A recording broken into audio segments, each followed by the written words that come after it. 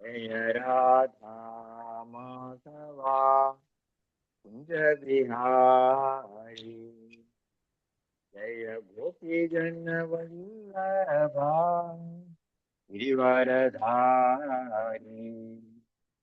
जय गोपी जन वल्लभा गिरिवरधारी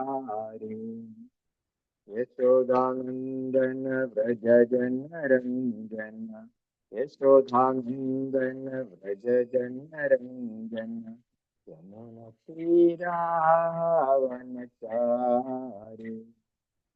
यमुना तीरावनचारी जय राधा माधवा कुंज बिहारी जय गोपी जन वल्लभा गिरिवरधारी यशोदानंदन व्रज जन रंजन यशोदानंदन व्रज जन रंजन यमुना तीरावनचारी यमुना तीरावनचारी जय राधा माधवा कुंज बिहारी जय राधा माधवा कुंज बिहारी हरे कृष्णा कृष्ण कृष्ण हरे हरे हरे राम राम राम हरे हरे हरे कृष्णा कृष्ण कृष्ण हरे हरे हरे राम राम हरे हरे जय प्रभुपादा जय प्रभुपादा प्रभुपादा श्रील प्रभुपादा जय गुरुदेवा गुरुदेवा जय गुरुदेवा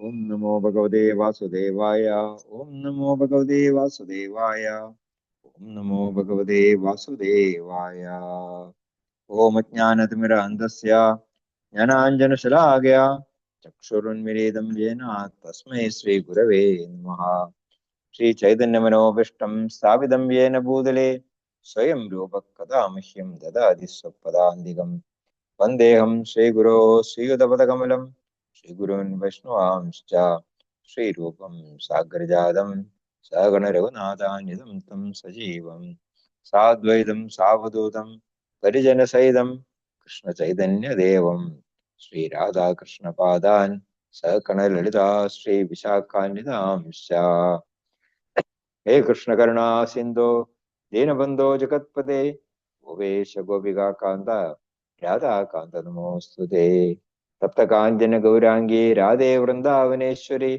वृषभानुसुते देवी प्रणमामि हरिप्रिये वाञ्छाकल्पतरुभ्यश्च कृपा सिन्धुभ्येव च पतितानां पावनेभ्यो वैष्णवेभ्यो नमो नमः श्रीकृष्ण चैतन्य प्रभु नित्यानंद श्री अद्वैत गदाधर श्रीवासादि गौर भक्त वृंदा हरे कृष्ण कृष्ण कृष्ण हरे हरे हरे राम राम राम हरे हरे मूगं करोति वाचालं पंगुं लङ्घयते गिरिं यत्कृपातमहं वन्दे श्रीगुरुं दीनतारिणं परमानन्दमाधवं श्रीचैतन्य ईश्वरं हरि ओं तत्सत्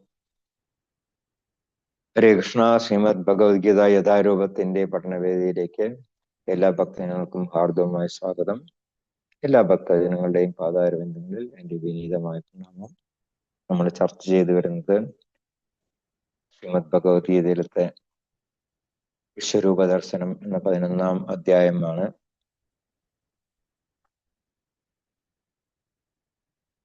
ഭഗവാന്റെ വിശ്വരൂപം കണ്ടിട്ട് അർജുനൻ ഭഗവാനെ പുകഴ്ത്തുന്നതാണ് നമ്മൾ വായിച്ചു വരുന്നത്.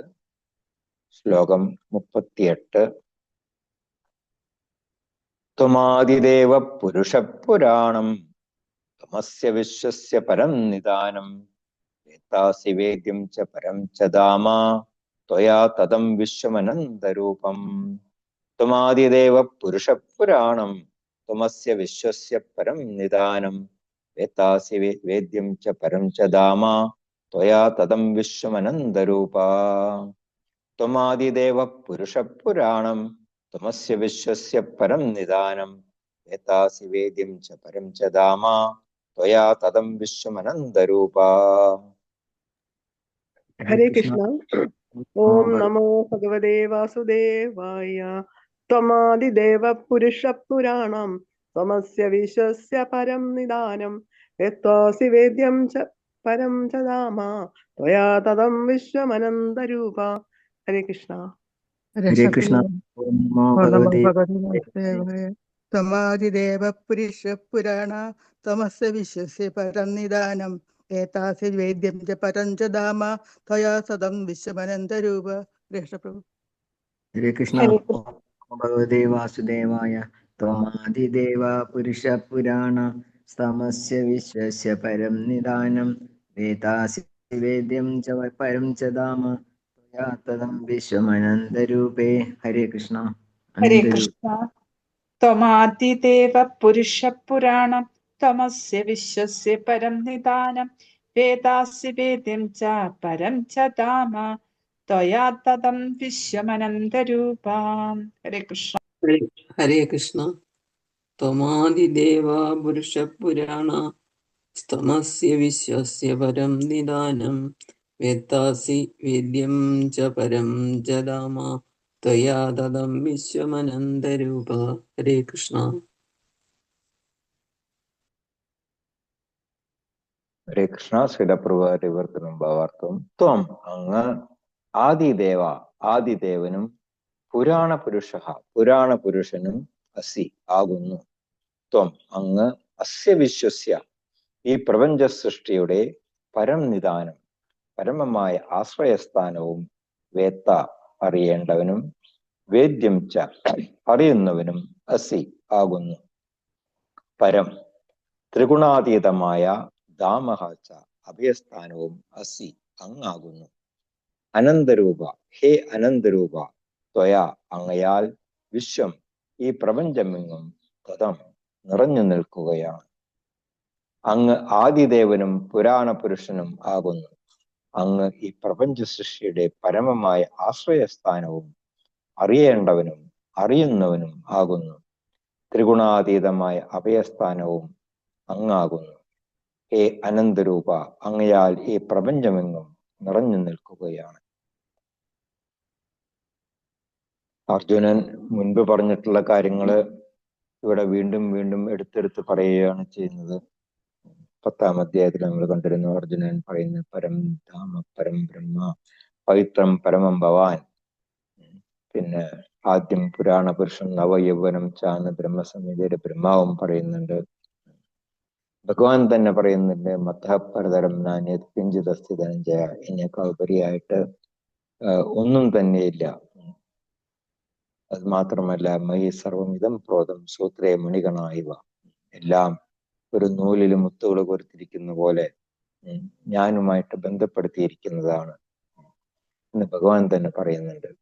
അപ്പൊ അങ്ങനെ എല്ലാത്തിൻ്റെയും നിദാനം എല്ലാത്തിൻ്റെയും ആശ്രയസ്ഥാനം ഭഗവാൻ കൃഷ്ണനാണ്.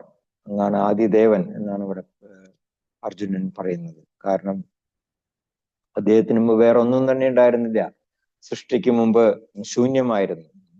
അപ്പോ അതിനുശേഷമാണ് പിന്നെ ഭഗവാൻ 3 വിഷ്ണു രൂപം സ്വീകരിച്ചുകൊണ്ട് അങ്ങനെ സൃഷ്ടികർമ്മം തുടങ്ങുന്നത്. പിന്നെ അതിനുശേഷം ബ്രഹ്മാവ് സെക്കൻഡറി ക്രിയേഷൻ തുടങ്ങുന്നത് എല്ലാം അതിനുശേഷമാണ്. അപ്പൊ തുടക്കത്തിൽ ഒന്നും തന്നെ ഉണ്ടായിരുന്നില്ല, ആകെ ശൂന്യമായിരുന്നു. പക്ഷെ പിന്നീട് ഭഗവാൻ ആണ് സൃഷ്ടി തുടങ്ങി.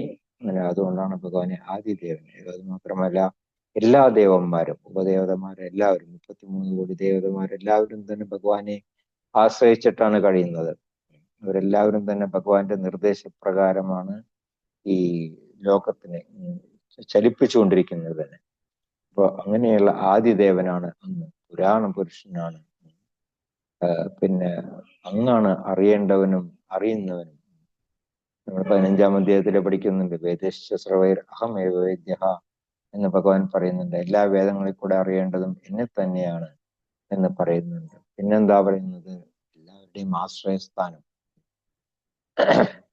നമ്മൾ മനുഷ്യർ മാത്രമല്ല, ദേവന്മാരും അതെ.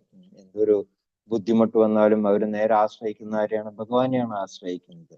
അവർക്ക് വേറെ ആരുടെ അടുത്തും തന്നെ പോകാനായിട്ടില്ല. അതുപോലെ തന്നെയാണ് നമ്മളുടെയൊക്കെ തന്നെ അവസ്ഥ. നമ്മൾ എല്ലാവരും ആശ്രയിക്കേണ്ടത് ഭഗവാനെ തന്നെയാണ്. ദ്രൗപദി സ്വയം രക്ഷിക്കാൻ ശ്രമിച്ചു, പക്ഷെ നടന്നില്ല. അവസാനം ഭഗവാനെ തന്നെ വിളിച്ച് അപേക്ഷിച്ചപ്പോഴാണ് ഭഗവാൻ വന്നിട്ട് ആ വസ്ത്രാക്ഷേപ സമയത്ത് രക്ഷിക്കുന്നത്. അതുപോലെ തന്നെ വനത്തിൽ വെച്ച് ദുർവാസ മഹർഷി വന്ന സമയത്ത് ഭഗവാൻ അവിടെ എത്തി. അപ്പോ എല്ലാ കാര്യങ്ങൾക്കും ഭഗവാനുണ്ട്. നമുക്ക് വിശ്വസിച്ച് ഒരാളെ ആശ്രയിക്കണം എന്നുണ്ടെങ്കിൽ അത് ഭഗവാൻ മാത്രമേ ഉള്ളൂ. അതുകൊണ്ടാണ് ഇവിടെ അർജുനൻ ഇത്ര എടുത്തെടുത്തതെല്ലാം തന്നെ പറയുന്നത്. അപ്പൊ അദ്ദേഹത്തിന് അറിയാത്ത ഒരു കാര്യങ്ങളും ഇല്ല. ഈ പ്രപഞ്ചത്തിൽ സംഭവിക്കുന്നതെല്ലാം, സംഭവിച്ചുകൊണ്ടിരിക്കുന്നതും ഇനി സംഭവിക്കാൻ പോകുന്നതും ആയിട്ടുള്ള എല്ലാ കാര്യങ്ങളും അദ്ദേഹത്തിന് അറിയാം. നമ്മളെ സംബന്ധിച്ച് അതില്ല. കാരണം നമ്മളുടെ ഇന്ദ്രിയങ്ങൾക്ക് ഒരു പരിമിതിയുണ്ട്. നമുക്ക് ഇന്ന് രാവിലെ എന്ത് നടന്നു എന്ന് ചോദിച്ചിട്ടുണ്ടെങ്കിൽ നമുക്ക് അറിയില്ല. ഇന്നലെ രാത്രി എന്ന് ചോദിച്ചാൽ നമുക്ക് അറിയില്ല. ഇനി നാളെ എന്ത് നടക്കാൻ പോകുന്നു അതും നമുക്കറിയില്ല. പക്ഷെ ഭഗവാൻ അങ്ങനെയല്ല. ഭഗവാന് എല്ലാ കാര്യങ്ങളും, ഓരോ ജീവാത്മാവിന്റെയും ഭൂതം, ഭാവി, വർത്തമാനം ഇതെല്ലാം തന്നെ ഭഗവാൻ അറിയാം. കാരണം ഭഗവാൻ പരമാത്മാവായിട്ട് എല്ലാവരുടെയും ഹൃദയത്തിൽ വസിക്കുന്നുണ്ട്. സർവസ്യ ചാഹം ഹൃദി സന്നിവിഷ്ട മത്തഹ സ്മൃതിർജ്ഞാനം അപോഹനം ച എന്ന് ഭഗവാൻ പറയുന്നുണ്ട്. എല്ലാവരുടെയും ഹൃദയത്തിൽ ഞാൻ പരമാത്മാവായിട്ട് വാഴുന്നുണ്ട്. അവർക്ക് വേണ്ട ബുദ്ധി, മറവി, ഓർമ്മശക്തി ഇതെല്ലാം തന്നെ നൽകുന്നത് ഞാൻ തന്നെയാണ് എന്ന് പറയുന്നുണ്ട്. അപ്പോ അങ്ങനെയുള്ള ഭഗവാൻ, പിന്നെ അത് മാത്രമല്ല പരംധാമ, ആധ്യാത്മിക ലോകം എന്ന് പറയുന്നത്, അത് നമുക്ക് ഈ വൈദിക ഗ്രന്ഥങ്ങൾ വായിച്ചിട്ടുള്ള അറിവേ ഉള്ളൂ, അല്ലെങ്കിൽ ആചാര്യന്മാരുടെ തിരുമുഖത്ത് നിന്ന് കേട്ടിട്ടുള്ള അറിവേ ഉള്ളൂ. നമ്മൾ ആരും അത് അനുഭവിച്ചിട്ടില്ല. പക്ഷെ നമുക്ക് എല്ലാവർക്കും അറിയാം ആത്മീയ ലോകം എന്ന് പറയുന്ന ഒന്നുണ്ട് എന്നുള്ളത് നമുക്ക് അറിയാം. അപ്പൊ എല്ലാവരുടെയും ലക്ഷ്യം അങ്ങോട്ട് തിരിച്ചെത്തലാണ്. അതുകൊണ്ടാണ് പരംധാമ, ആത്മീയ ലോകം. നമ്മൾ യദ്ഗത്വാൻ എന്ന് പറഞ്ഞത് നമ്മൾ അവിടെ പോയി കഴിഞ്ഞാൽ തിരിച്ചു വരേണ്ട ആവശ്യമില്ല. അപ്പൊ അങ്ങനെയുള്ള ആത്മീയ ലോകം, അതാണ് എല്ലാവർക്കും ആശ്രയസ്ഥാനമായിട്ടിരിക്കുന്നത്. ഭഗവാനെയും പരംധാമ എന്ന് പറയും. ഭഗവാൻ വസിക്കുന്ന ഗോലോക വൃന്ദാവനത്തിനും പരംധാമ എന്ന് പറയും. അപ്പൊ അങ്ങനെയുള്ള ആ ആത്മീയ ലോകം അത് ഭഗവാൻ തന്നെയാണ്, ഭഗവാന്റെ തന്നെ സൃഷ്ടിയാണ് എന്നുള്ളതാണ് ഇവിടെ അർജുനൻ പറയുന്നത്. പിന്നെ എന്താ പറയുക, അനന്തരൂപം. നോക്കിയിട്ട് കണ്ണെത്താത്ത ദൂരം നോക്കിയിട്ട് അതിനും കാണുന്നില്ല. കാരണം എന്താണ്? പാതാളം തുടങ്ങി ബ്രഹ്മ ലോകം വരെ അങ്ങ് വ്യാപിച്ചു നിൽക്കുകയാണ് ഭഗവാൻ. അനേക ബാഹു, ഉദര, വക്ര, നേത്രം, ഒരുപാട് കൈകളും കാലുകളും വയറുകളും കണ്ണുകളും എല്ലാമായിട്ട് അങ്ങനെ ഭഗവാൻ അങ്ങനെ പടർന്നു പന്തടിച്ച് നിൽക്കുകയാണ് വിശ്വം മുഴുവൻ. അപ്പൊ അങ്ങനെയുള്ള ആ ഭഗവാനെ നോക്കിയിട്ട് എവിടെ നോക്കണം എന്ന് അർജുനന് മനസ്സിലാകുന്നില്ല, എവിടെ നമസ്കരിക്കണം എന്ന് മനസ്സിലാകുന്നില്ല. മുമ്പിൽ നമസ്കരിച്ചു, വശത്ത് പോയിട്ട് നമസ്കരിച്ചു, പിറകില് പോയിട്ട് നമസ്കരിച്ചു, എന്നിട്ടും മതി വരുന്നില്ല.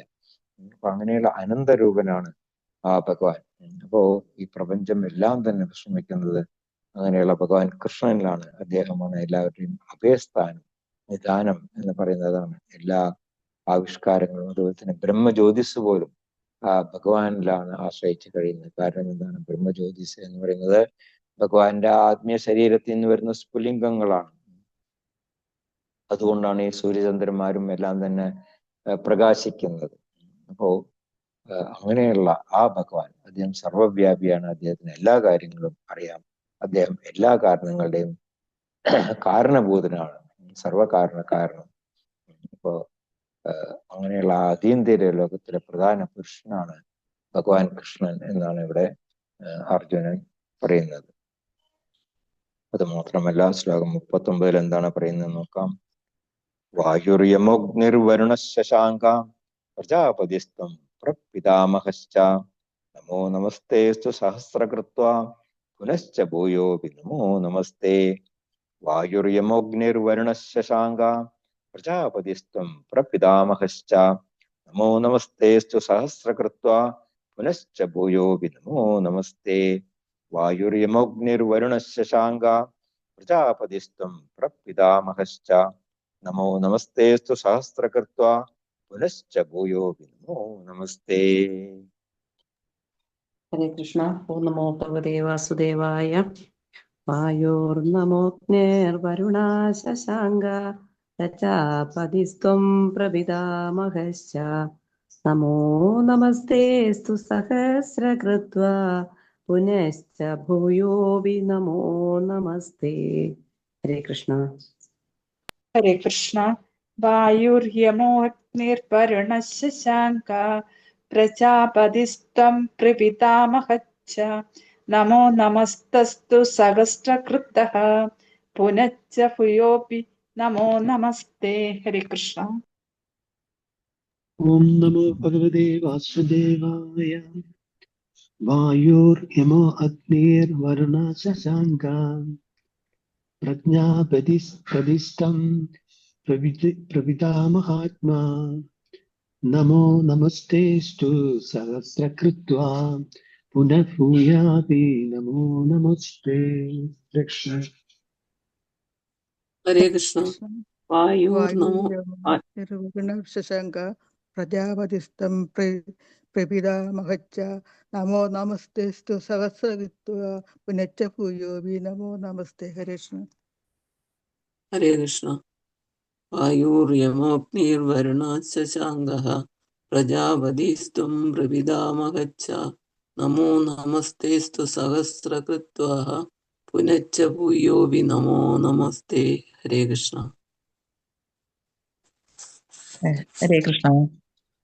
വായുർയമോഗ്നിർവരുണശശാങ്ക പ്രജാപതിസ്ത്വം പ്രപിതാമഹശ്ച നമോ നമോസ്തു സഹസ്രകൃത്വാ പുനശ്ച ഭൂയോപി നമോ നമസ്തേ. ഹരേ കൃഷ്ണ. ഹരേ കൃഷ്ണ. ശ്രീലപ്രഭാരിവർത്തനം ഭാവാർത്ഥവും വായു വായുവും യമഹ പരമനിയന്താവും അഗ്നിയും വരുണ ജലവും ശശാങ്ക ചന്ദ്രനും പ്രജാപതി ബ്രഹ്മാവും പ്രപിതാമഹശ്ച പ്രപിതാമഹനും ത്വം അസി അങ്ങാകുന്നു തേ അങ്ങയ്ക്ക് പുനഃ പിന്നെയും ഭൂയഃ അപി വീണ്ടും വീണ്ടും സഹസ്രകൃത്വ 1000 തവണ നമഃ അസ്തു പ്രണാമങ്ങൾ അർപ്പിച്ചുകൊള്ളുന്നു. വായുവും പരമനിയന്താവും അഗ്നിയും ജലവും ചന്ദ്രനും ബ്രഹ്മാവും പ്രപിതാമഹനും അങ്ങാകുന്നു. അങ്ങയ്ക്ക് പിന്നെയും വീണ്ടും വീണ്ടും 1000 തവണ പ്രണാമങ്ങൾ അർപ്പിച്ചുകൊള്ളുന്നു. അർജുനനെ നമസ്കരിച്ചിട്ടും മതിയാകുന്നില്ല. കാരണം എന്താണ്? എല്ലാത്തിലും ഭഗവാന്റെ സാന്നിധ്യമാണ് അർജുനൻ കാണുന്നത്. ഏതുപോലെ പ്രഹ്ലാദൻ കണ്ടതുപോലെ പ്രഹ്ലാദൻ പറയുന്നു, എല്ലായിടത്തും ഭഗവാൻ കാണുന്നത് ഞാൻ കാണുകയാണ്, എവിടെ നോക്കിക്കഴിഞ്ഞാലും ഭഗവാനെ കാണുകയാണ്. പിന്നെന്താണ് അങ്ങ് ഈ തൂണിലുണ്ടോ തുരുമ്പിലുണ്ടോ എന്നൊക്കെ ചോദിക്കുന്നത്? എല്ലാ സ്ഥലത്തും ഭഗവാൻ ഉണ്ട് എന്ന് അച്ഛനോട് പറയുന്നുണ്ട് പ്രഹ്ലാദൻ. അപ്പൊ അതുപോലെ തന്നെ ഇവിടെ അർജുനൻ പറയാണ് വായുവിലുണ്ട്, അതുപോലെ തന്നെ അഗ്നിയിലുണ്ട്, വരുണ ജലത്തിലുണ്ട്, ചന്ദ്രൻ ബ്രഹ്മാവ് പ്രപിതാമഹൻ ഇതെല്ലാം തന്നെ അങ്ങാണ് എന്ന് പറയുന്നുണ്ട്. നമ്മുടെ 7-ാം അധ്യായത്തിൽ പിടിച്ചിരുന്നല്ലേ ഭഗവാന്റെ അപരാപ്രകൃതി. ഭൂമിരാപോ അനലോ വായു കമ്മനോ ബുദ്ധിരേവച്ച അഹങ്കാരം വിധിയമ്യ ഭിന്ന പ്രകൃതിഷ്ഠത എന്ന് ഭഗവാൻ പറയുന്നുണ്ട്. വായു, അഗ്നി, ജലം, വെള്ളം, ആകാശം, ഈ പഞ്ചധാതുക്കൾ ഇതെല്ലാം തന്നെ എന്നിൽ നിന്നുണ്ടായതാണെന്ന് പറയുന്നുണ്ട്. അത് മാത്രമല്ല ഭഗവാൻ തന്നെ പറയുന്നുണ്ട് വേറൊരു ശ്ലോകത്തില്, വായു സർവത്ര ഗോമഹാൻ, വായുവിനെ എല്ലാ സ്ഥലത്തും പ്രവേശിക്കാനായിട്ട് സാധിക്കും എന്ന് പറയുന്നുണ്ട്. അപ്പോൾ അതുപോലെ തന്നെയാണ് ഭഗവാനും ഏതൊരു ഭാഗത്തും പ്രവേശിക്കാനായിട്ട് സാധിക്കും. എല്ലാവരുടെയും, എല്ലാ ജീവജാലങ്ങളുടെയും, മനുഷ്യരുടെ മാത്രമല്ല എല്ലാ ജീവജാലങ്ങളുടെയും ഹൃദയത്തിൽ ഭഗവാൻ പരമാത്മാവായിട്ട് വസിക്കുന്നുണ്ട്. അപ്പോ അങ്ങനെയുള്ള ആ ഭഗവാനെ ഇവിടെ അർജുനൻ വായുവിനോട് ഉപമിക്കുകയാണ് ചെയ്യുന്നത്. അത് മാത്രമല്ല പിതാമഹശ്ച ബ്രഹ്മാവ്, ബ്രഹ്മാവിന്റെയും പിതാവാണ് ഭഗവാൻ അല്ലെ? കാരണം എന്തുകൊണ്ടാണ്? ബ്രഹ്മാവിന് അമ്മയില്ല. ഭഗവാന്റെ നാഭിയിൽ നിന്ന് വരുന്ന താമരപ്പൂവിൽ നിന്നാണ് ബ്രഹ്മാവിന്റെ ഉത്പത്തി. അപ്പോ ബ്രഹ്മാവിന്റെ അച്ഛനും അമ്മയെല്ലാം ഭഗവാൻ തന്നെയാണ്. അപ്പോ ആ ബ്രഹ്മാവ്, പിന്നെ ആ ബ്രഹ്മാവിന്റെയും പിതാവ് ആരാണ്? ഭഗവാൻ തന്നെയാണ്. ത്വം അസി എന്നാണ് പറയുന്നത്. അപ്പോ ഈ ഭൗതിക ലോകം എന്ന് പറയുന്നത് ഈ ഭഗവാന്റെ ശക്തിയുടെ ഒരു ചെറിയൊരു അംശം മാത്രമാണ്. ഇതിന്റെ എല്ലാ പ്രവർത്തനങ്ങളും ഭഗവാന്റെ രൂപവിസ്തരമായിട്ടുള്ള 3 വിഷ്ണുമൂർത്തികളുടെ ആഭിമുഖ്യത്തിലാണ് നടക്കുന്നത്. നമുക്കറിയാം, സൃഷ്ടിയുടെ തുടക്കത്തില് ഭഗവാൻ 3 വിഷ്ണു രൂപത്തിൽ അങ്ങനെ എക്സ്പാൻഡ് ചെയ്യുന്നുണ്ട്. കാരണോർദക്ഷായ വിഷ്ണു എന്ന് പിന്നെ അനന്തകോടി ബ്രഹ്മാണ്ടങ്ങൾ വരുന്നു. ഓരോ ബ്രഹ്മാണ്ടത്തിലും ഭഗവാൻ വീണ്ടും ഗർഭോദക്ഷയായ വിഷ്ണുവായിട്ട് പ്രവേശിക്കുന്നു. അങ്ങനെ ഗർഭോദക്ഷായ വിഷ്ണുവിൽ നിന്നും ബ്രഹ്മാവ് വരുന്നു. ബ്രഹ്മാവ് പിന്നെ സെക്കൻഡറി ക്രിയേഷൻ, വിസർഗം അത് നടത്തുന്നു. അങ്ങനെ ബ്രഹ്മാവ് സൃഷ്ടിക്കുന്ന ഓരോ ജീവജാലങ്ങളിലും ഭഗവാൻ വീണ്ടും പരമാത്മാവായിട്ട് ക്ഷീരോദക്ഷായ വിഷ്ണുവായിട്ട് പ്രവേശിക്കുന്നു. ഇതെല്ലാം വായിച്ചിട്ടും പറഞ്ഞിട്ടുള്ളതാണ്. അപ്പോൾ അങ്ങനെയുള്ള ഭഗവാന്റെ സാന്നിധ്യം എല്ലായിടത്തും ഉണ്ട്. സാത്വതന്ത്രത്തിൽ പറയുന്നത് വിഷ്ണു സ്ത്രീ നിരൂപാണി പുരുഷാഖ്യാന്നതോ വിദുഹു എന്ന് പറയുന്നുണ്ട്. 3 രൂപത്തിലുള്ള വിഷ്ണുക്കളെ പറ്റിയിട്ട് പറയുന്നുണ്ട്. അപ്പോ അങ്ങനെയുള്ള ആ ഭഗവാൻ എല്ലാത്തിലും ഉണ്ട്. അപ്പൊ അങ്ങനെയുള്ള ആ ഭഗവാനെ നമസ്കരിച്ചിട്ടും അർജുനന് തൃപ്തി വരുന്നില്ല. അതുകൊണ്ടാണ് ഇവിടെ പറയുന്നത്, ഞാൻ വീണ്ടും 1000 തവണ അങ്ങയെ നമസ്കരിക്കുന്നു എന്ന് പറയുന്നത്. അതുകൊണ്ടാണ്. ശ്ലോകം 40.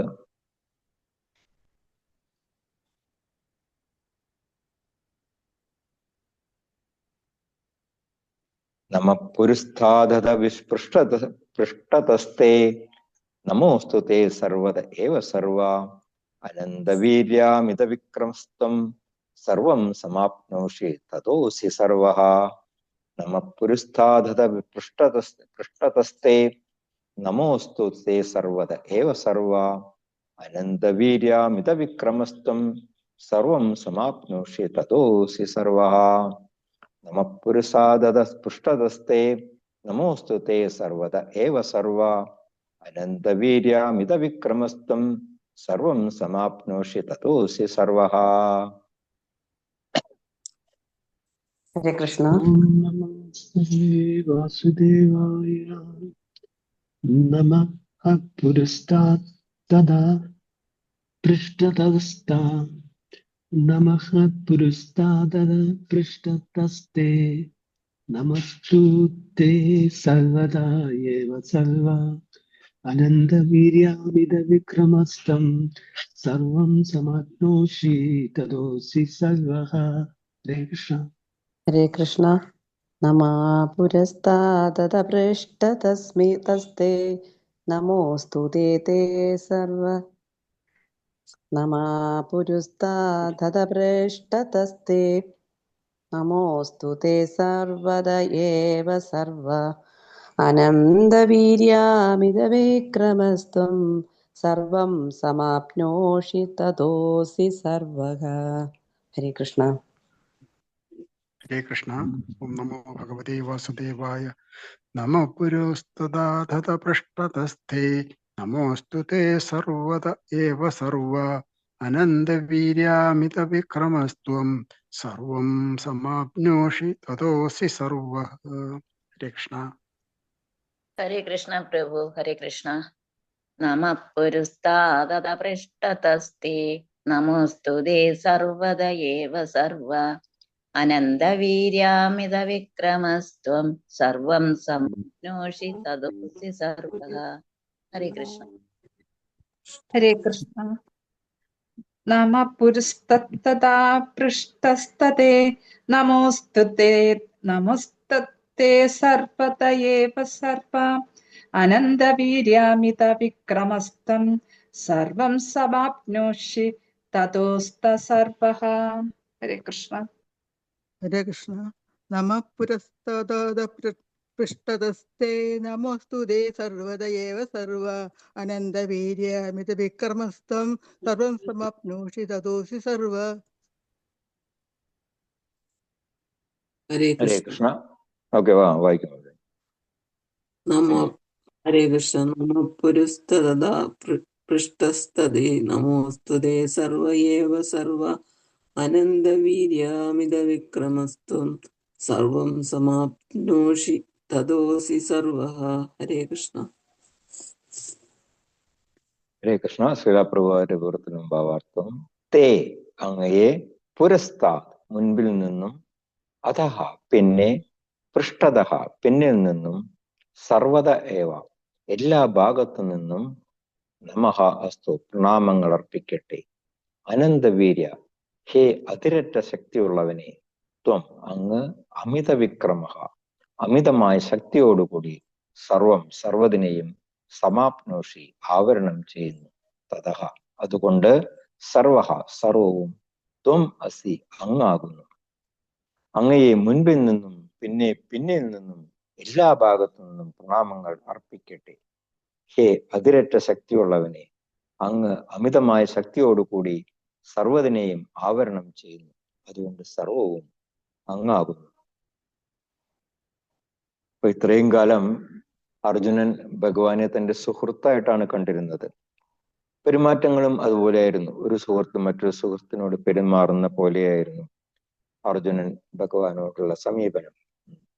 പക്ഷെ ഇപ്പോ ആ അർജുനന് ആ ഭക്തി വർദ്ധിച്ചു, ഭഗവാനുള്ള ഭക്തി വർദ്ധിച്ചിട്ട് അങ്ങനെ അർജുനൻ പറയാണ്, ഞാൻ അങ്ങയെ മുമ്പിൽ നിന്നും പിറകിൽ നിന്നും എല്ലാ വശത്തു നിന്നും ഞാൻ അങ്ങയെ പ്രണമിക്കട്ടെ എന്ന് പറയാണ്. കാരണം എന്താണ്? അങ്ങയുടെ ആ അമിതമായിട്ടുള്ള ആ ശക്തി അത് കണ്ടിട്ട് എനിക്ക് അത് മനസ്സിലാക്കാനായിട്ട് സാധിക്കുന്നുണ്ട്. അങ്ങേക്ക് ഉപരിയായിട്ട് ഒന്നും തന്നെ ഇല്ല എന്നുള്ള മനസ്സിലാക്കാനായിട്ട് സാധിക്കുന്നുണ്ട്. അപ്പോ ആ സുഹൃത്തായിട്ടുള്ള അർജുനന് ഭക്തിപരവശനായിട്ട് അങ്ങനെ ഭഗവാനെ നമസ്കരിക്കുകയാണ് നമ്മൾ ഈ ശ്ലോകത്തില് കാണുന്നത്. അപ്പോ ചില പ്രത്യേക പദങ്ങൾ ഇവിടെ അർജുനൻ ഉപയോഗിക്കുന്നുണ്ട്. അനന്തവീര്യ, അതിരായിട്ടുള്ള അതിരറ്റ ശക്തി, അസുരന്മാരെയൊക്കെ നിഗ്രഹിച്ച് നമുക്കറിയാം. അതുപോലെ തന്നെ കാളിയമർദ്ദനം, ഗോവർദ്ധന പർവ്വതം എടുത്തുയർത്തിയത്, പിന്നെ ബ്രഹ്മവിമോഹന ലീല തുടങ്ങിയിട്ടുള്ള ആ ഭഗവാന്റെ ബാല്യകാല ലീലകള്, ഇതെല്ലാം നമ്മൾ ഭാഗവതത്തിന്റെ 10-ാം സ്കന്ധത്തില് നമ്മൾ വായിച്ചിട്ടുള്ളതാണ്. അപ്പൊ അങ്ങനെയുള്ള അനന്തമായിട്ടുള്ള പ്രഭാവങ്ങള് അതെല്ലാം ഭഗവാനിൽ മാത്രമേ കാണാനായിട്ട് സാധിക്കുള്ളൂ. മറ്റുള്ള ഒരു ദേവന്മാരിലും അതുപോലെ തന്നെ ഭഗവാന്റെ തന്നെ വിസ്തീർണമായിട്ടുള്ള വിഷ്ണു രൂപങ്ങളിൽ പോലും ഇത്തരത്തിലുള്ള ശക്തികളൊന്നും തന്നെ നമുക്ക് കാണാനായിട്ട് സാധിക്കില്ല. പിന്നെ പറയുന്നത് എന്താണ്? അമിത വിക്രമ, അമിതമായിട്ടുള്ള ശക്തിയാണ് ഭഗവാനുള്ളത്. കോലപീഠം എന്ന് പറയുന്ന ആ മതയാനെ കൊമ്പിൽ പിടിച്ച് തൂക്കിയെറിയ എന്നൊക്കെ പറഞ്ഞിട്ടുണ്ടെങ്കിൽ അത് ആ ഭഗവാന്റെ അമിതമായിട്ടുള്ള ശക്തി കൊണ്ട് നടക്കുന്നതാണ്. അതുപോലെ തന്നെ പിന്നെ ആ ധനുർയജ്ഞത്തിനാണ് കംസൻ വിളിച്ചു വരുത്തുന്നത് ഈ കൃഷ്ണ ബലരാമന്മാരെ. അപ്പൊ ആ വേദിയുടെ എൻട്രൻസിൽ തന്നെ കാവൽക്കാർ നിൽക്കുന്നുണ്ട്. അപ്പൊ കുട്ടികളെയൊന്നും അങ്ങോട്ട് പോകാനായിട്ട് സമ്മതിക്കുന്നില്ല. അപ്പൊ കൃഷ്ണൻ ഞാനൊന്ന് കണ്ടിട്ട് വന്നോട്ടെ, അപ്പൊ ഒക്കെ കണ്ടോളൂ, പക്ഷെ തൊടാൻ പാടില്ല എന്ന് പറഞ്ഞു. അപ്പോ ഒന്ന് കുറച്ച് പോയി അടുത്ത് പോയി, പിന്നെ കുറച്ചും കൂടെ അടുത്ത് പോയി, പിന്നെ പെട്ടെന്ന് അങ്ങ് ചാടി കയറി അത് എടുത്ത് കൈ കൊണ്ട് ഉയർത്തി. ഉയർത്തൽ മാത്രമല്ല, ഉടനെ തന്നെ ഒടിക്കലും കഴിഞ്ഞു. അപ്പോ കാവൽക്കാരാകെ സ്തബ്ധരായിപ്പോയി. അപ്പോ കാരണം അത് 10,000 പേര് പൊക്കിക്കൊണ്ടുവന്ന് വെച്ച ധനുസ്സാണത്. അത് കൃഷ്ണൻ വളരെ നിഷ്പ്രയാസമായിട്ട്, അത് നമ്മളൊക്കെ പൂ പറിക്കുന്ന പോലെ നിഷ്പ്രയാസമായിട്ട് അതങ്ങ് ഒടിച്ചു കളഞ്ഞു. പിന്നെ മല്ലയുദ്ധം, മുഷ്ടികനും ചാണൂരനും അവരെയൊക്കെ തലയ്ക്ക് പിടിച്ചിട്ട് അങ്ങ് തലമുടിയിൽ പിടിച്ചിട്ട് ചുറ്റി ഒരൊറ്റ ഏറാണ്. അപ്പോ ഇതെല്ലാം തന്നെ ഭഗവാന്റെ അമിതമായിട്ടുള്ള ശക്തിയുടെ തെളിവുകളാണ് നമുക്ക് കാണാൻ സാധിക്കുന്നത്. അപ്പൊ അങ്ങനെയുള്ള ആ അമിത വിക്രമ, അനന്തവീര്യ, പിന്നെ എല്ലാത്തിനെയും ആവരണം ചെയ്തിരിക്കുന്ന ആ ഭഗവാനെ അങ്ങനെ അർജുനൻ നമസ്കരിക്കുകയാണ് ചെയ്യുന്നത്. കാരണം കൃഷ്ണന് സമനായിട്ട് ആരും തന്നെ ഇല്ല, കൃഷ്ണനേക്കാൾ ഉപരിയായിട്ടും ആരും തന്നെ ഇല്ല. അതുപോലെ തന്നെ എവിടെ കൃഷ്ണനുണ്ടോ അവിടെ പിന്നെ മായയ്ക്ക് പ്രവേശനം ഇല്ല എന്ന് ചൈതന്യ ചരിതാമൃതത്തിൽ പറയുന്നുണ്ട്. കൃഷ്ണ സൂര്യസമാ മായാഹയ അന്ധകാര എന്ന് പറയുന്നുണ്ട്. കൃഷ്ണൻ സൂര്യൻ സമനാണ്, മായ അന്ധകാരത്തിന് സമമാണ്.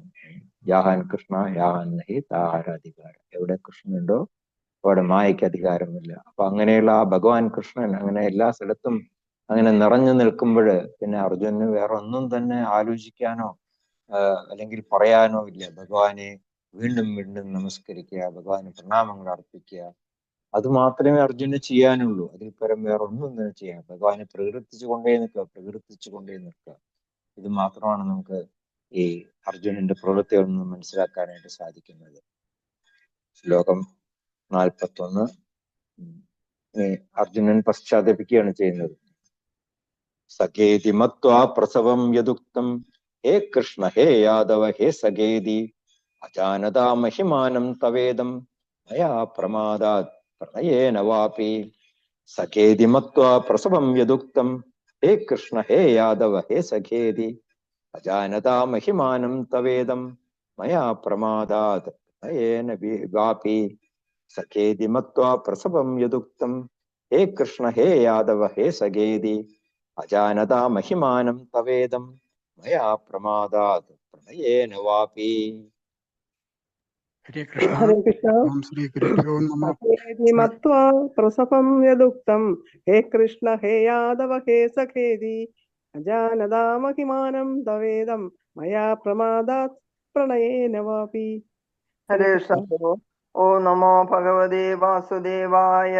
സഖേതി മത്വാ പ്രസവം യദുക്തം ഹേ കൃഷ്ണ ഹേ യാദവ ഹേ സഖേതി അജാനതാ മഹിമാനം തദേവം മായാ പ്രമാദ പ്രണയേന പാപി. ഹരേ കൃഷ്ണ. ഹരേ കൃഷ്ണ. സഖേതി മത്വാ പ്രസവം യദുക്തം ഹേ കൃഷ്ണ ഹേ യാദവ ഹേ സഖേതി അജാനതാ മഹിമാനം തവേദം മയാ പ്രമാദാത് പ്രണയേന വാപി. ഹരേ കൃഷ്ണ. ഹരേ കൃഷ്ണ. സഖേതി മത്വാ പ്രസവം യദുക്തം ഹേ കൃഷ്ണ ഹേ യാദവ ഹേ സഖേതി അജാനതാ മഹിമാനം തവേദം മയാ പ്രമാദാത് പ്രണയേന വാപി. ഹരേ കൃഷ്ണ. സഖേതി മത്വാ പ്രസവം യദുക്തം ഹേ കൃഷ്ണ ഹേ യാദവ ഹേ സഖേതി അജാനതാ മഹിമാനം തവേദം മയാ പ്രമാദാത് പ്രണയേന വാപി. ഹരേ കൃഷ്ണ. ചൊല്ലിക്കോ പ്രഭുജി. ഹരേ കൃഷ്ണ. ഓം ശ്രീ ഗുരുഭ്യോ നമഃ. സഖേതി മത്വാ പ്രസഭം യദുക്തം ഹേ കൃഷ്ണ ഹേ യാദവ ഹേ സഖേതി അജാനതാ മഹിമാനം തവേദം മയാ പ്രമാദാത് പ്രണയേന വാപി. ഹരേ കൃഷ്ണ. ഹരേ കൃഷ്ണ. സഖേതി മത്വാ പ്രസവം യദുക്തം ഹേ കൃഷ്ണ ഹേ യാദവ ഹേ സഖേതി അജാനതാ മഹിമാനം തവേദം മയാ പ്രമാദാത് പ്രണയേന വാപി. ഹരേ കൃഷ്ണ. ഹരേ കൃഷ്ണ. സഖേതി മത്വാ പ്രസവം യദുക്തം ഹേ കൃഷ്ണ ഹേ യാദവ ഹേ സഖേതി അജാനതാ മഹിമാനം തവേദം മയാ പ്രമാദാത് പ്രണയേന വാപി. ഹരേ കൃഷ്ണ. ഹരേ കൃഷ്ണ. സഖേതി മത്വാ പ്രസവം യദുക്തം ഹേ കൃഷ്ണ ഹേ യാദവ ഹേ സഖേതി അജാനതാ മഹിമാനം തവേദം മയാ പ്രമദാത് പ്രണയേന വാപി. ഹരേ കൃഷ്ണ. ശ്ലോകം 42 യച്ഛാവഹാസാർത്ഥമസത്കൃതോസി വിഹാരശയ്യാസന ഭോജനേഷു ഏകോദവാപ്യച്യുത തത്സമക്ഷം തക്ഷാമയേ ത്വാമഹമപ്രമേയം.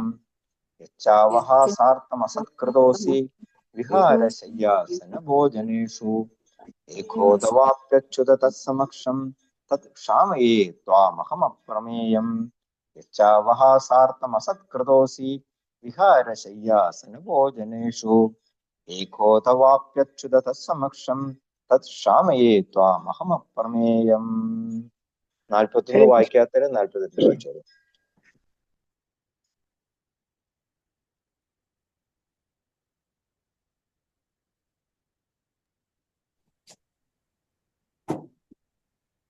ഹരേ കൃഷ്ണ. നമോ ഭഗവതേ വാസുദേവായ. ശ്ലോകം 42. യച്ഛാവഹാസാർത്ഥമസ്കൃതോസി വിഹാരശയ്യാസന ഭോജനേഷു ഏകോധവാപ്യാച്യുത തത്സമക്ഷം തത്ക്ഷാമയേ സ്വാമഹമപ്രമേയം. ഹരേ കൃഷ്ണ. ഹരേ കൃഷ്ണ. യച്ഛാവാഹാചാർത്ത അസത്കൃതോസി വിഹാരശയ്യസനഭോജനേഷു ഏകോദവാപ്യാച്യുത തത്സമശം തതത് ശ്യാമയേ താമഹമപ്രമേയം. ഹരേ കൃഷ്ണ.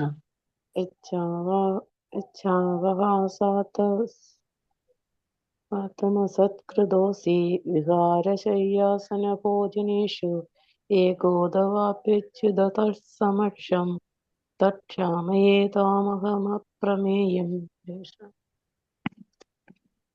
ഹരേ കൃഷ്ണ. യച്ഛാവാഹസാർത്ഥ അധസ്കൃതോസി വിഹാരശയ്യാസന ഭോജനേഷു ഏകോതാപ്യച്യുത തത്സമക്ഷം തക്ഷാമേ താമഹ പ്രമേയം. ഹരേ കൃഷ്ണ. ഹരേ കൃഷ്ണ. ശൈലപ്രഭുവാരുടെ വർത്തനം ഭാവാർത്ഥം. തവ അങ്ങയുടെ ഇതം മഹിമാനം ഈ മഹത്വത്തെ അജാനത അറിയാതെ സഖ ഇതി മത്വ സുഹൃത്തെന്ന് മാത്രം കരുതി ഹേ കൃഷ്ണ അല്ലയോ കൃഷ്ണ, ഹേ യാദവ അല്ലയോ യാദവ, ഹേ സഖേ അല്ലയോ സുഹൃത്തെ ചങ്ങാതി എന്നെല്ലാം മയ എന്നാൽ തവ അങ്ങയെ പ്രണയേന സ്നേഹത്താലോ പ്രമാദാത് വാ അപി സംഭ്രാന്തിയാലോ പ്രസദം യദുക്തം വിളിക്കപ്പെട്ടിട്ടുണ്ടോ വിഹാരശയ്യാസന ഭോജന ആദിഷു വിശ്രമിക്കുകയോ ശയിക്കുകയോ വിനോദിക്കുകയോ ഇരിക്കുകയോ ഭക്ഷണം കഴിക്കുകയോ ചെയ്യുന്ന അവസരങ്ങളിൽ ഏകഹ ഒറ്റയ്ക്കാണെങ്കിലും അഥവാ അല്ലെങ്കിൽ തത് സമക്ഷം അഭി മറ്റുള്ളവർക്കിടയിലായാലും അവഹാസാർത്ഥം തമാശയ്ക്കായി യത് അസത്കൃത അസി അങ്ങയെ അപമാനിച്ചിട്ടുണ്ടോ അച്യുത ഹേ അച്യുത തത് അതെല്ലാം അഹം ഞാൻ ത്വാം അങ്ങയോട് ചെയ്ത അപ്രമേയം അളക്കാനാവാത്ത തെറ്റായി കരുതി ക്ഷാമയെ പൊറുക്കേണമേ. അങ്ങയുടെ ഈ മഹത്വത്തെ അറിയാതെ സുഹൃത്തെന്ന് മാത്രം കരുതി അല്ലയോ കൃഷ്ണ അല്ലയോ യാദവ അല്ലയോ ചങ്ങാതി എന്നെല്ലാം എന്നാൽ അങ്ങയെ സ്നേഹത്താലോ സംഭ്രാന്തിയാലോ വിളിക്കപ്പെട്ടിട്ടുണ്ടോ വിശ്രമിക്കുകയോ ശയിക്കുകയോ വിനോദിക്കുകയോ ഇരിക്കുകയോ ഭക്ഷണം കഴിക്കുകയോ ചെയ്യുന്ന അവസരങ്ങളിൽ ഒറ്റയ്ക്കാണെങ്കിലും അല്ലെങ്കിൽ മറ്റുള്ളവർക്കിടയിലായാലും തമാശയ്ക്കായി അങ്ങയെ അപമാനിച്ചിട്ടുണ്ടോ ഹേ അച്യുത അതെല്ലാം ഞാൻ അങ്ങയോട് ചെയ്ത അളക്കാനാവാത്ത തെറ്റായി കരുതി പൊറുക്കേണമേ. ഓ തന്റെ മുമ്പില് വിശ്വരൂപത്തിൽ നിൽക്കുന്ന ഭഗവാനുമായിട്ട് തനിക്കുണ്ടായിരുന്ന മൈത്രി ബന്ധത്തെ പറ്റിയിട്ട് ഇവിടെ അർജുനൻ സ്മരിക്കുകയാണ് ചെയ്യുന്നത്. ഞാൻ അങ്ങയുടെ മഹത്വം ആ സമയത്ത് മനസ്സിലാക്കാതെ പോയി. അങ്ങേ വെറും ഒരു സുഹൃത്തായി മാത്രം ഞാൻ കണ്ടു. എന്റെ പെരുമാറ്റങ്ങളും അഭിസംബോധന മാത്രമല്ല, ഞാൻ യാദവ ചങ്ങാതി എന്നൊക്കെ വിളിച്ചിട്ടുണ്ട്. പക്ഷെ അത് മാത്രമല്ല, എന്റെ മറ്റുള്ള തരത്തിലുള്ള പെരുമാറ്റങ്ങളും അത്തരത്തിലുള്ളതായിരുന്നു. അതിനുള്ള ഉദാഹരണങ്ങളോട് അർജുനൻ പറയാണ് ചെയ്യുന്നത്. വിഹാര, നമ്മൾ തമാശ പറഞ്ഞ് വിനോദിക്കുക ചെയ്തിട്ടുണ്ട്. പിന്നെ ശയ്യ, നമ്മൾ ഒരേ കിടക്കയിൽ കിടന്നുറങ്ങിയിട്ടുണ്ട്. ആസന, ഒരേ ഇരിപ്പിടത്തിൽ കെട്ടിപ്പിടിച്ചിരുന്നിട്ടുണ്ട്. പിന്നെ ഭോജനം, ഒരേ പാത്രത്തിൽ നിന്ന് കൈയിട്ട് വാരി കഴിച്ചിട്ടുണ്ട്. അങ്ങനെ പലതും പലതും ഞാൻ അങ്ങയോട് ചെയ്തിട്ടുണ്ട്. അങ്ങതൊന്നും അത്ര കാര്യമായിട്ട് എടുത്തിട്ടില്ല. അപ്പൊ അത്തരത്തിലുള്ള എന്റെ തെറ്റുകൾക്ക് അങ്ങ് എനിക്ക് എന്നോട് ക്ഷമിക്കണം ഇവിടെ അർജുനൻ ഭഗവാനോട് യാചിക്കുകയാണ് ചെയ്യുന്നത്. അതും പരസ്യമായിട്ടാണ്, മറ്റുള്ളവരുടെ മുമ്പിൽ വെച്ചിട്ട് പോലും ഞാൻ പലപ്പോഴും അങ്ങയെ അവഹേളിച്ചിട്ടുണ്ട്. ഇതെല്ലാം തന്നെ ആ അർജുനൻ ആ പഴയ കാര്യങ്ങൾ ഓർത്തുകൊണ്ട് ഭഗവാനോട് ക്ഷമയാചിക്കുന്നതാണ് കാണിക്കുന്നത്. ഭഗവാൻ അർജുനനോട് ഭഗവത്ഗീത ഉപദേശിക്കുന്ന സമയത്ത് പല സ്ഥലത്തും അത് സൂചിപ്പിക്കേണ്ടതായിട്ടുണ്ട്. ഇതെല്ലാം തന്നെ എൻ്റെ ഈ ഭൗതിക പ്രകൃതി എന്ന് പറയുന്നത് എൻ്റെ ഒരു ചെറിയ അംശമാണ്. അല്ലെ, മമ തേജോ അംശ സംഭവ എന്ന് ഭഗവാൻ പറയുന്നുണ്ട്. അല്ലെങ്കിൽ ഏകാംശേന സ്ഥിതോ ജഗത്, എൻ്റെ ചെറിയൊരു അംശം കൊണ്ടാണ് ഈ ഭൗതിക പ്രപഞ്ചം നിലനിൽക്കുന്നത് എന്നെല്ലാം ഭഗവാൻ പറയുന്നുണ്ട്. പക്ഷേ ഇതൊക്കെ പറഞ്ഞു എന്നുണ്ടെങ്കിലും അതുപോലെ തന്നെ അങ്ങയുടെ വിഭൂതികൾ ഞാൻ കണ്ടോട്ടെ എന്ന് അർജുനൻ ആവശ്യപ്പെട്ടപ്പോൾ ഭഗവാൻ ഇത്തരത്തിലുള്ള ഒരു വിഭൂതി പ്രകടനം കാഴ്ചവെക്കും എന്നുള്ളത് അർജുനൻ പ്രതീക്ഷിച്ചിരുന്നില്ല. പക്ഷെ അർജുനൻ ആ വിഭൂതി പ്രകടനങ്ങൾ നടത്തുന്നതിന് മുമ്പ് പറഞ്ഞു, ഞാൻ എൻ്റെ വിഭൂതി മുഴുവൻ പ്രദർശിപ്പിക്കുകയാണെന്നുണ്ടെങ്കിൽ അത് നിനക്കത് കാണാനായിട്ട് സാധിക്കില്ല. അതുകൊണ്ട് ഞാൻ എൻ്റെ വിഭൂതികളുടെ ചില പ്രധാനപ്പെട്ട വിഭൂതികൾ മാത്രം ഞാൻ പ്രദർശിപ്പിക്കാം എന്ന് പറഞ്ഞിട്ടാണ് ആ വിശ്വരൂപം കാണിച്ചു കൊടുക്കുന്നത്. അപ്പൊ അത് കണ്ടപ്പോഴത് പോലും അർജുനൻ പരിഭ്രാന്തനായിപ്പോയി.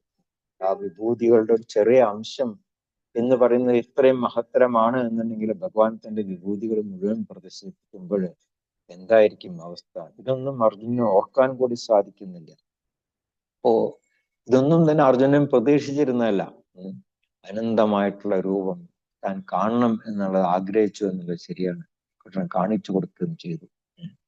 കാരണം എന്താണ്? നമ്മൾ ഏത് രീതിയിലാണോ ഭഗവാനെ സമീപിക്കുന്നത് അതുപോലെയാണ് ഭഗവാൻ നമ്മളോട് സമീപിക്കുന്നത്. ഏ യഥാമാം പ്രപദ്യന്തെ താം സദൈവ ഭജാമ്യഹം എന്ന് ഭഗവാൻ പറയുന്നുണ്ട്. അപ്പോ അർജുനന് കാണണം എന്ന് പറഞ്ഞു, ഭഗവാൻ കാണിച്ചു കൊടുത്തു. അപ്പോ കാണിച്ചു കൊടുത്തത് ഇങ്ങനെയായിപ്പോയി. അത് ഭഗവാൻ പറയുന്നുണ്ട്, നിനക്കത് കാണാനുള്ള ശക്തി ഇല്ല എന്ന് പറയുന്നുണ്ട്. അർജുനനും അത് തന്നെ അറിയാം. അർജുനൻ പറഞ്ഞു, അഥവാ എനിക്ക് കാണാനുള്ള ശക്തി ഉണ്ട് എന്ന് അങ്ങ് പ്രതീക്ഷിക്കുന്നു എന്നുണ്ടെങ്കിൽ എനിക്ക് ദയവായിട്ട് കാണിച്ചു തരുമെന്ന് അർജുനനും പറയുന്നുണ്ട്. അപ്പോ കാരുണ്യനിധിയായിട്ടുള്ള ഭഗവാൻ അതൊന്നും തന്നെ ഈ അർജുനൻ പറഞ്ഞതൊന്നും തന്നെ വിളിച്ചതൊന്നും തന്നെ അപമാനിച്ചതൊന്നും തന്നെ കണക്കിലെടുക്കാതെ അങ്ങനെ തന്നെ തിരിച്ചും ഒരു സുഹൃത്തായി തന്നെ കരുതിക്കൊണ്ട് ഭഗവാനും അതുപോലെ തന്നെ അർജുനനോട് പെരുമാറിയിരുന്നത്. എന്തുകൊണ്ടാണ് ഭഗവത്ഗീത പറഞ്ഞു കൊടുക്കാൻ കാരണം? ഭക്തോസിമേ സഖാചേരി, നീ എൻ്റെ ഭക്തനും അതുപോലെ തന്നെ സുഹൃത്തും ആയതുകൊണ്ടാണ് ഞാൻ നിനക്ക് ഈ ഭഗവത്ഗീത ഉപദേശിച്ചു തരുന്നതെന്ന് ഭഗവാൻ അർജുനനോട് പറയുന്നുണ്ട്. അപ്പോ അത്രയും ദൃഢമാണ് ഈ ഭഗവാനും അതുപോലെ തന്നെ അർജുനനും തമ്മിലുള്ള ആ ബന്ധം. അപ്പോ അങ്ങനെയുള്ള ആ ബന്ധത്തിന്റെ അടിസ്ഥാനത്തിലാണ് ഇതുവരെ ഉണ്ടായിരുന്ന പെരുമാറ്റങ്ങൾ മുഴുവനും തന്നെ. അപ്പൊ അതുകൊണ്ടാണ് ഇവിടെ അർജുനൻ പറയുന്നത്, ഞാൻ അതിൽ പല തെറ്റുകുറ്റങ്ങളും ഉണ്ട് എനിക്ക്, പക്ഷെ അതെല്ലാം ഒരു അങ്ങയുടെ ഒരു ഭക്തനായിട്ട് കരുതിക്കൊണ്ട് എന്നോട് അതെല്ലാം ക്ഷമിച്ച് അങ്ങനത്തെ കാര്യമാക്കി എടുക്കരുത് എന്നിവിടെ അർജുനൻ ഭഗവാനോട് ആവശ്യപ്പെടുകയാണ് ചെയ്യുന്നത്. ഈ പറഞ്ഞ ശ്ലോകങ്ങളെ കുറിച്ച് ആർക്കെങ്കിലും എന്തെങ്കിലും സംശയങ്ങൾ ഉണ്ടെങ്കിൽ ചോദിക്കാം.